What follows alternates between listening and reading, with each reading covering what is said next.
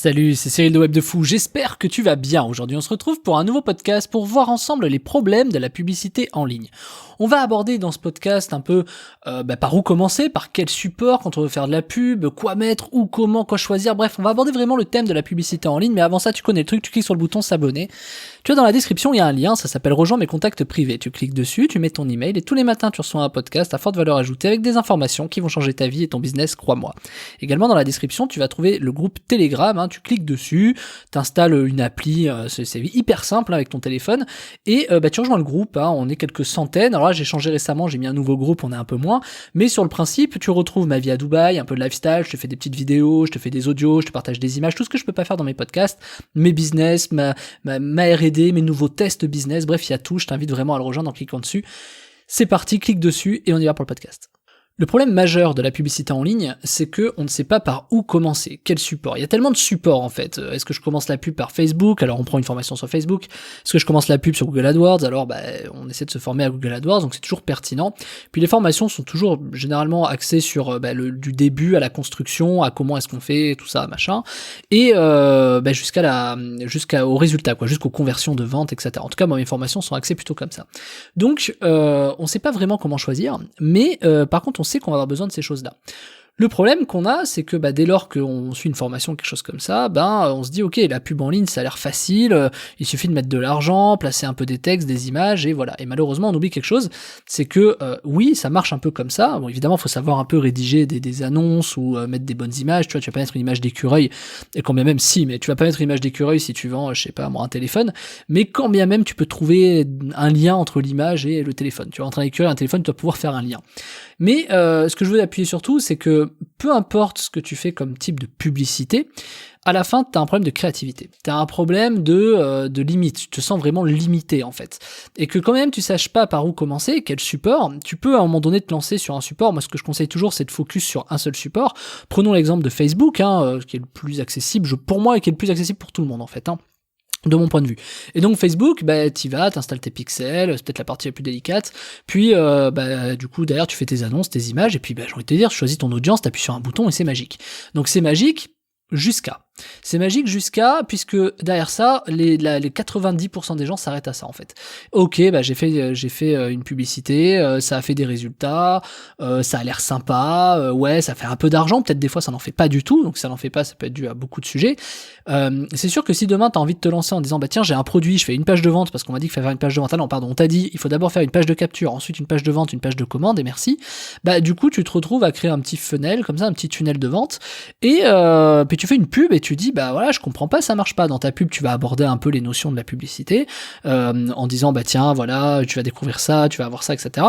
Mais tu vas te rendre compte que les résultats vont être forcément décevants pour plusieurs raisons, notamment parce que un tunnel c'est pas ça, un tunnel ça va bien au-delà, faut mettre des upsells, des downsells, des cross-sells, des trucs, voilà, bon, pas rentrer dans le détail, mais surtout il faut savoir se renouveler, il faut savoir avoir une vraie stratégie publicitaire. Il faut savoir en fait que la plupart des gens quand ils font de la publicité, et c'est peut-être ton cas, ont tendance à croire un peu naïvement, peut-être par manque de connaissances, d'expérience ou de formation sur le sujet, peut-être ont tendance à croire que il suffit de faire une pub pour vendre. Et fondamentalement c'est vrai. Aujourd'hui, pense à l'exemple de Facebook. Si Facebook a été capable de lancer une pub et de trouver des clients, ça veut forcément dire qu'ils ont réussi à analyser quelque chose.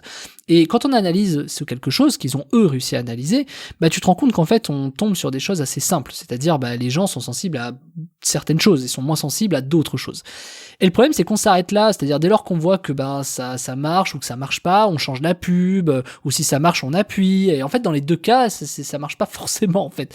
Appuyer une pub et mettre plus de budget, ça marche pas forcément. Et ça c'est valable pour Google AdWords, c'est valable pour Instagram, c'est valable pour TikTok, c'est valable même par exemple sur les pubs télé, tu vois.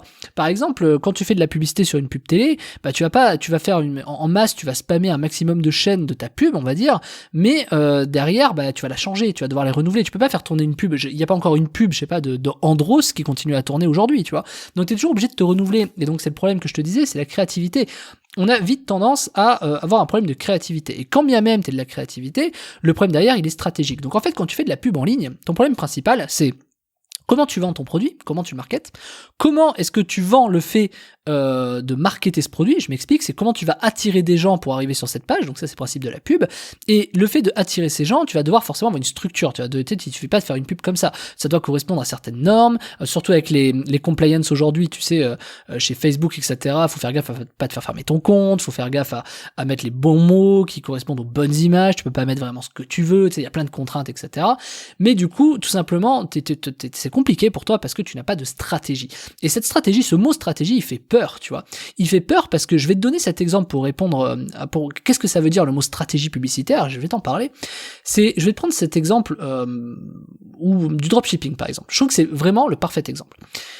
Le dropshipping, c'est tu vends un produit. Tu vends un produit, tu fais une pub. Et puis les gens disent ouais mais ce produit marche pas donc je change. Et là, les gens s'arrêtent là, jusqu'à trouver le produit qui fonctionne. Et en fait, t'as deux écoles. Soit tu te dis, c'est peut-être ma pub qui est pas bonne, et donc je vais trouver la pub qui fonctionne pour vendre ce produit, et donc tous les produits sont vendables, clairement, sinon ils n'existeraient pas.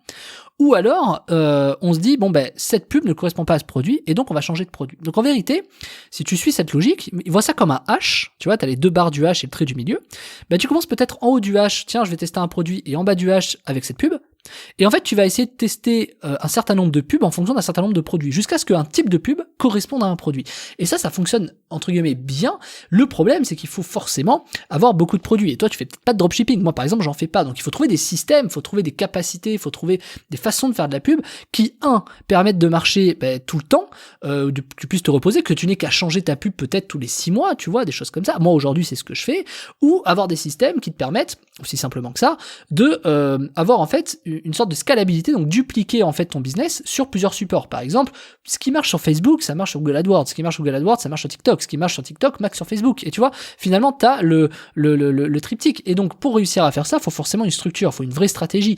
C'est-à-dire que déjà, il faut savoir comment générer de l'argent avec de la publicité en ligne, ça c'est quand même la base. Mais quand même tu fasses de l'argent et que tu fasses de la pub, il faut savoir même ces pubs et cet argent que tu vas réussir à encaisser, les transformer en cash, c'est-à-dire réussir à tout simplement, comment t'expliquer, réussir tout simplement à transformer tes bénéfices et les faire travailler, parce que on ne te pose, tu vois, beaucoup d'agents parlent de bourse ou de l'immobilier pour gagner de l'argent, mais pense que quand même t'as pas plus rentable que mettre 1 euro sur une pub et gagner 4 euros, c'est 400% de rentabilité quand même. Enfin 300%, pardon. Pour partir de 1 et mettre 400, c'est 300% de rentabilité.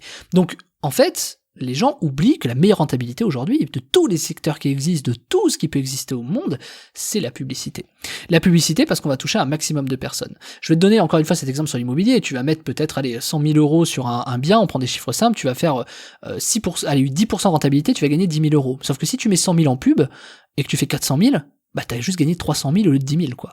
Donc ça, c'est la théorie, et tu sais que cette théorie, elle est vraie, mais dans la pratique, c'est un peu plus compliqué. Et qu'est-ce qui diverge entre ceux qui essaient la publicité et ceux qui y arrivent? C'est la stratégie. Et la stratégie publicitaire, c'est quelque chose qui est hyper important. Et c'est pas ce que tu penses, la stratégie publicitaire. C'est pas, oui, mais c'est prendre des audiences, c'est faire une pub, c'est bien au-delà de ça. Et la stratégie publicitaire, elle comprend déjà ton offre. Il y a 5 éléments dans une vraie bonne stratégie publicitaire.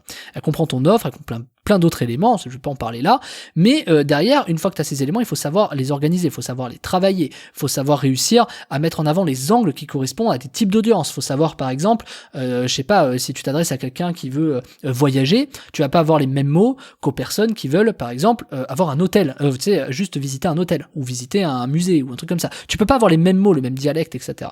Et donc je te dis ça parce que t'as des méthodes qui fonctionnent très bien aujourd'hui pour réussir à faire en sorte que tes campagnes publicitaires te génèrent vraiment de l'or entre les mains. Moi aujourd'hui, n'importe quelle campagne que je génère, et je l'ai montré dans plusieurs de mes formations, que ce soit sur AdWords, que ce soit sur Facebook, ou peu importe les types de réseaux, en email notamment, etc.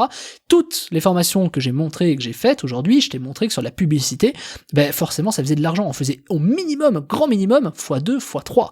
Donc encore une fois, c'est-à-dire que demain, si tu mets 100 000 balles, tu peux faire 300 000. Et là, les gens sont un peu bloqués, ils se disent, ouais, mais voilà. Sauf qu'après, t'as des limites, c'est-à-dire, tu peux pas, c'est pas parce que tu vas mettre 1 million que tu vas faire 3 millions, tu vois, ça c'est vrai quelque part, mais si tu l'as bien travaillé et que tu as bien préparé ta stratégie. Donc, et c'est pas juste je mets de l'argent et c'est magique, il faut une stratégie derrière. Cette stratégie, je te l'explique dans la formation de la semaine, qui s'appelle comment transformer ses pubs en machine, en cash, en 7 jours. Je te donne toute la stratégie que moi j'utilise sur mes publicités. Pourquoi est-ce qu'à chaque fois que je lance mes produits ou les produits d'un client, ça marche forcément. Pourquoi moi les agences se mangent les dents quand sur mes produits, j'ai essayé plusieurs agences, ils n'y arrivent pas, tout simplement parce qu'ils n'ont pas la stratégie que je vais te donner dans cette formation. formation. Donc si tu as envie d'exploser en pub, d'exceller en publicité dans tes produits et transformer tes pubs aujourd'hui qui peut-être font des résultats moyens en or, et ben t'es au bon endroit, c'est la bonne formation. Tu cliques dans la description, ça s'appelle comment transformer ses pubs en machine en cash en 7 jours. On se rejoint de l'autre côté, tu vas voir, c'est énorme ce qui t'attend.